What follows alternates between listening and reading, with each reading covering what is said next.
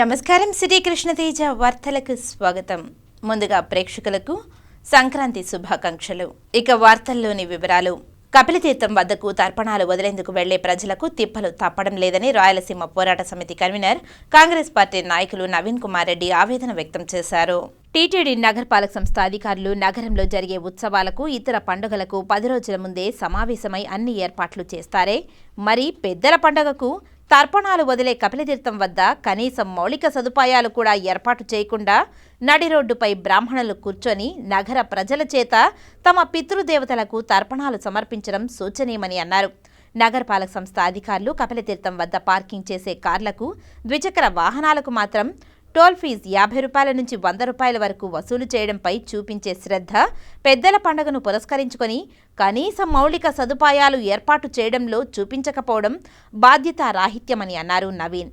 కపిలతీర్థం ఆనుకుని ఉన్న అటవీశాఖ గెస్ట్ హౌస్ ప్రాంగణంలో తాత్కాలిక జర్మన్ షెడ్లు, పందిళ్లు వేసి మంచినీటి సౌకర్యంతో పాటు మౌలిక సదుపాయాలు ఏర్పాటు చేసి ఉంటే ప్రజలకు ఎంతో సౌకర్యవంతంగా ఉండేదని అన్నారు. కపిలతీర్థంకు వెళ్లే మార్గంలో అన్నారావు సర్కిల్ నుంచి అటు తిరుమలకు వెళ్లే బైపాస్ రోడ్లంతా ద్విచక్ర వాహనాలతో నిండిపోయి తిరుమలకు బస్సుల్లో, కారుల్లో వెళ్లే యాత్రికులతో పాటు స్థానికంగా నివాసం ఉంటున్నటువంటి ప్రజలు ట్రాఫిక్ సమస్యతో అనేక ఇబ్బందులను ఎదుర్కొంటున్నారని ఆవేదన వ్యక్తం చేశారు. కపిలతీర్థం మార్గం గుండా అత్యవసరంగా అంబులెన్స్లు, రొయ్య, స్విమ్స్, మెటర్నిటీ, ఇతర ప్రైవేట్ ఆసుపత్రులకు సకాలంలో వెళ్లాలన్నా రోడ్లపై ఎక్కడ పడితే అక్కడ ఉంచిన వాహనాల కారణంగా వెళ్లలేక ప్రాణాలు పోయే ప్రమాదం ఉందని నవీన్ హెచ్చరించారు.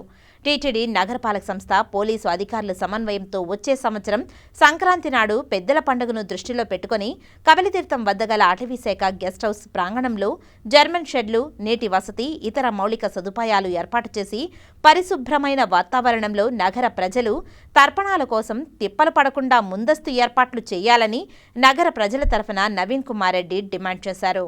ఆ తర్పణాలు వదిలే స్థలం చూస్తే ఈరోజు ఆడ మొత్తం ట్రాఫిక్ అస్తవ్యస్తంగా తయారైపోయిందండి.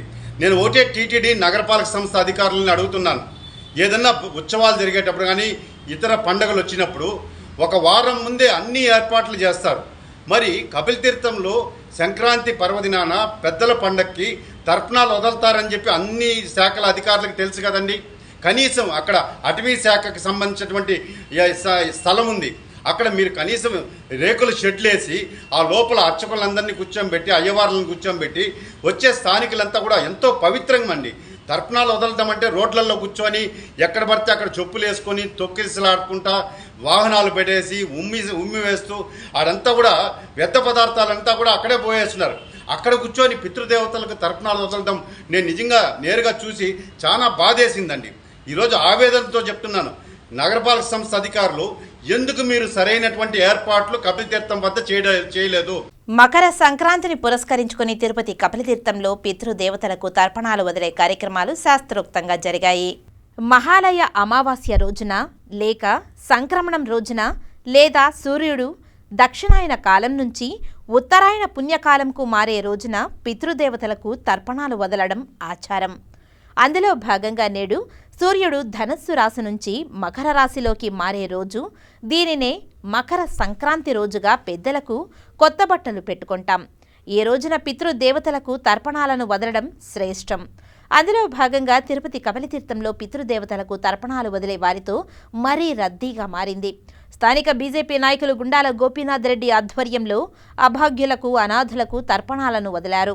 అనంతరం విక్రమ్ స్వామితో కలిసి అక్కడికి విచ్చేసిన వారికి, భక్తులకు అన్న ప్రసాదాలను వితరణ చేశారు. ఈ సందర్భంగా ఆయన మాట్లాడుతూ, మృతి చెందిన పితృదేవతలకు పున్నామ నరకం నుంచి తప్పించేదానికి, అదేవిధంగా వారికి స్వర్గప్రాప్తి కలగాలని ఆశిస్తూ వారి తనయులు తర్పణాలు వదలడం భారతీయ సంస్కృతి సంప్రదాయాలలో భాగమని గుర్తు చేశారు.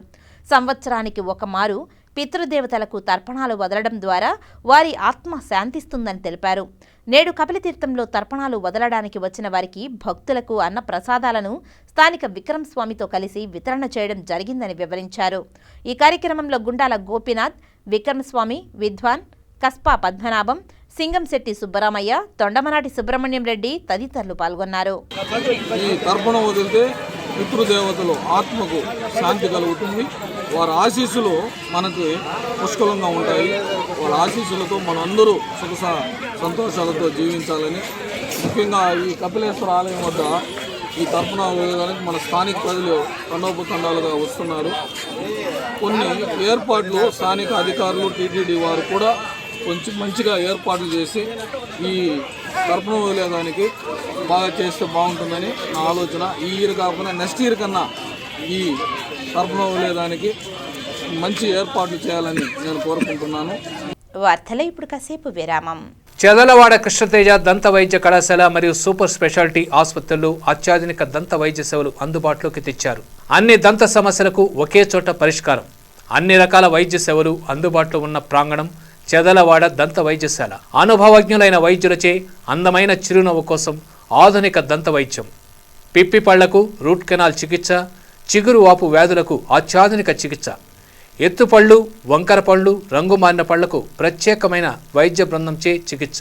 సంప్రదించండి చదలవాడ కృష్ణతేజ దంత వైద్య కళాశాల, రేణిగుంట రోడ్, తిరుపతి. తిరిగి వార్తల్లోనికి స్వాగతం.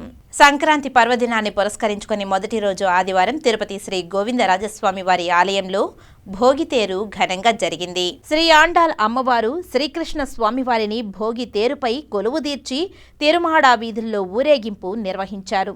జనవరి 15న మకర సంక్రాంతి సందర్భంగా ఉదయం సంక్రాంతి తిరుమంజనం చేపట్టారు. ఉదయం 6:30 ఆలయం నుండి చక్ర తాళ్వార్ను ఊరేగింపుగా కపిలతీర్థంలోని శ్రీ ఆళ్వార్ తీర్థానికి వెంచేపు చేశారు. అక్కడ చక్ర స్నానం అనంతరం ఆస్థానం చేపట్టారు. సాయంత్రం 5:30 నుండి రాత్రి 7 వరకు శ్రీదేవి భూదేవి సమేత శ్రీ గోవిందరాజస్వామి వారు తిరుమాడ వీధుల్లో భక్తులకు దర్శనమిస్తారు. ఈ కార్యక్రమంలో ఆలయ డెప్యూటీ ఓ శాంతి, ఏఈఓ మునికృష్ణారెడ్డి, సూపరింటెండెంట్లు నారాయణ, మోహన్, టెంపుల్ ఇన్స్పెక్టర్లు రాధాకృష్ణ, ధనంజయ్ తదితరులు పాల్గొన్నారు.